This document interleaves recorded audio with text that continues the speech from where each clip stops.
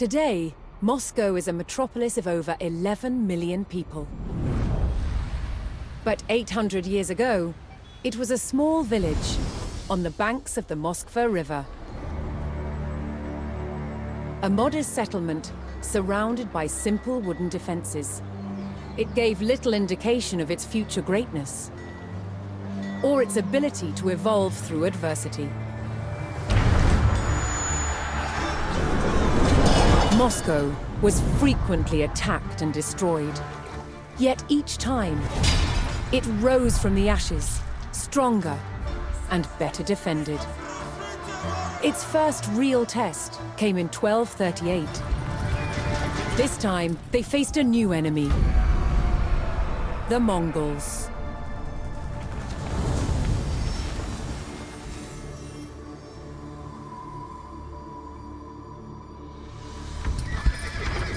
Moscow had been largely unaware of the growing threat in Central Asia. Genghis Khan, founder of the Great Mongol Empire, had conquered most of the Asian continent. His descendants continued his work to expand the empire. His grandson, Batu Khan, led the armies of what would become known as the Golden Horde. Their goal: to extract money from principalities they conquered. One by one, states in the region, known collectively as the RUS, fell to the Golden Horde. Moscow was next. In 1238, the Mongol Golden Horde surrounded Moscow and besieged its wooden walls.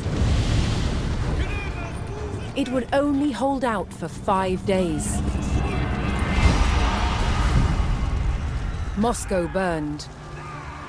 That could have been the end of its story, but the people of Moscow were resilient. They would not give up their home or their control of the Moskva River, an important trade route. They began to rebuild and strengthen Moscow's defenses. Yet one question remained: would the terror return?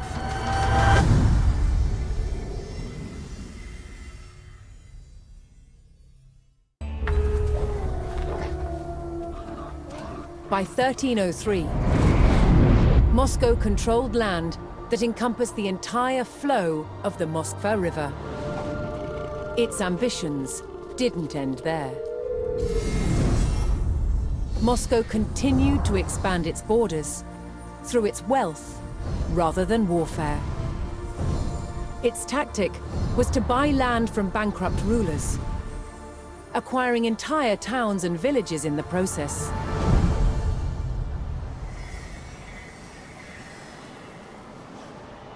As Moscow was still a vassal of the mighty Mongol Empire, it had to send envoys to pay them tribute. And Moscow's ever-expanding borders meant more and more revenue for the Mongols. But not everyone was content with the rise of Moscow.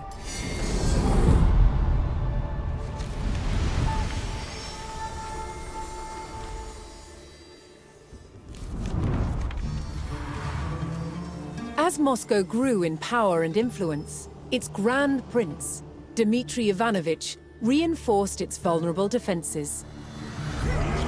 Its wooden fortress, the Kremlin, was rebuilt. This time, in stone. But even stone walls didn't deter its enemies. By 1368, Lithuania saw rapidly expanding Moscow as a real threat. Joining forces with the Principality of Tver, they set out to challenge its dominance. They attacked Moscow. But the stone walls held, and the enemy retreated. Tension between the factions refused to die down. In 1370, Moscow marched on territories belonging to both Tver and Lithuania, igniting a full-blown war. Years of bloody conflict ensued, until Moscow's Grand Prince Dmitry Ivanovich finally defeated both enemies. Yet Moscow was still a vassal of the Mongol Empire, which still demanded tribute. Moscow must keep up the payments or face retribution.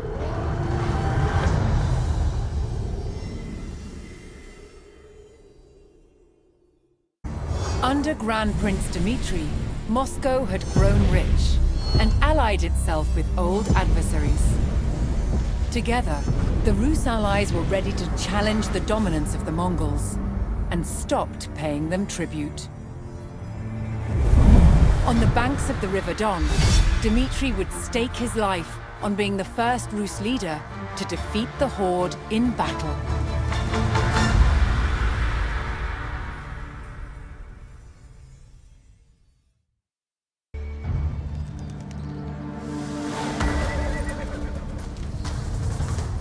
On the morning of September 8, 1380, at Kulikovo, the Moscow-led Rus army defeated the Mongols for the first time. One of the key battles of the medieval age, it was a transformative event in the rise of Moscow as the future capital of Russia.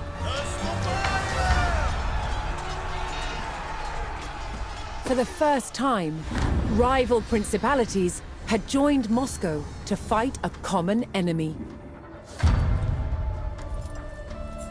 Now, many Rus principalities began to see themselves as one. Future leaders of Moscow would draw on the memory of this battle to claim their supreme political position in Russia.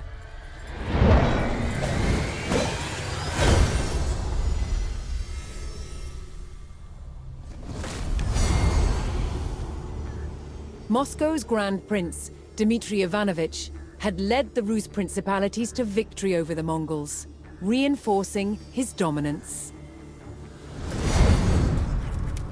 But for the Mongols' leadership, the defeat at the Battle of Kulikovo was disastrous.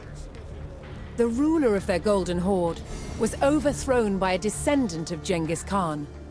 His name was Toktamish. And Toktamish was not going to let the treacherous Moscow-led Rus get away with rebellion.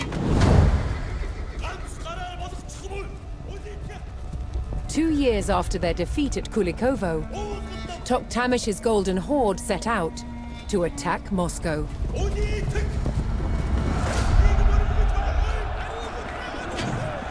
The city had not felt the wrath of the Mongols for more than a century. That was about to change.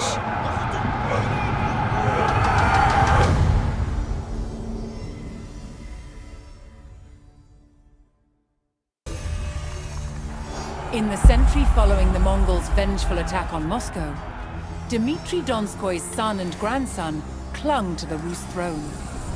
Amid old rivalries and fragile alliances, Dmitry's great-grandson Ivan III set out to consolidate Moscow's control over all the Rus.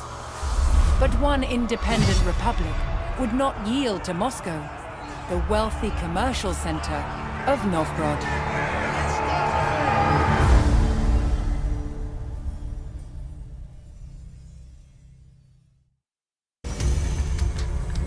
While Ivan III consolidated Moscow's power, the Golden Horde was succumbing to discord. Seizing on this weakness, Ivan withheld tribute, equipped his men with firearms, and marched to meet the army of the Khan. On the banks of the UGRA River, the Rus stood defiant, prepared to contest over 200 years of Mongol dominance.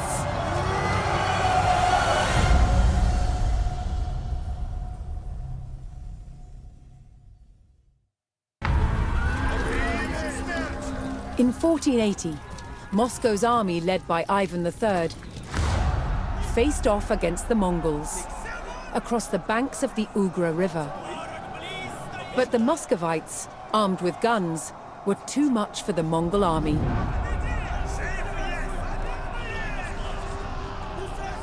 When the Mongols realized reinforcements weren't coming, they retreated.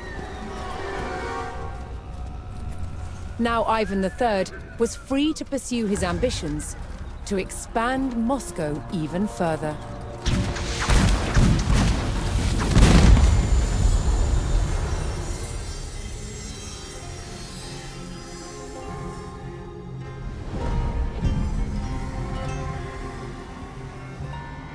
Despite the rapid rise of Moscow, it was still a vassal of the Mongol Empire. But after the stand at the UGRA River, Ivan III's ongoing refusal to pay tribute antagonized the Mongols. Yet, retribution never came. Cracks had developed in the highest levels of Mongol rule, and the Golden Horde shattered into smaller khanates, beset by infighting. So Moscow was left free to expand. Ivan III continued taking control of smaller Rus principalities by any means necessary. Some had been ruled for over 100 years by an historic enemy, Lithuania. Ivan III was determined to take them back. By 1500, he had turned Moscow into more than just a city or a state. It was an entity that he claimed represented all the Rus people. Ivan's successor, Vasily III, would fight to take back the lands from Lithuania that he believed belonged to Moscow.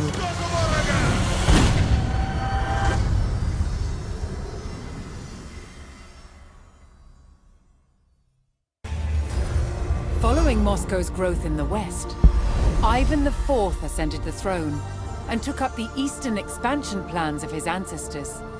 The Tatar Khanate of Kazan lay just across the border. But the Tatars had resisted many Rus sieges in the past. In his final attempt to capture the Tatar lands, Ivan would deploy bold new strategies.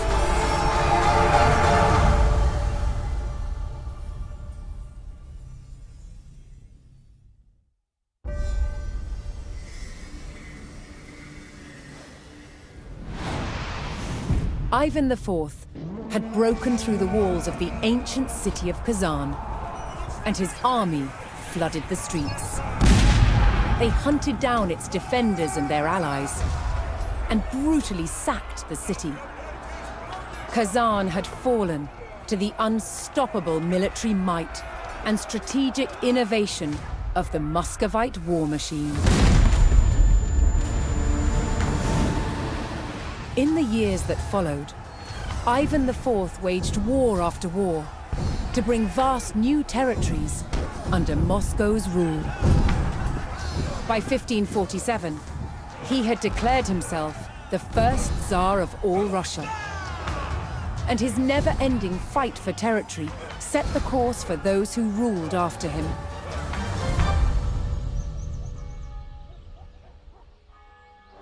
Moscow was no longer a small fort on the banks of the Moskva River.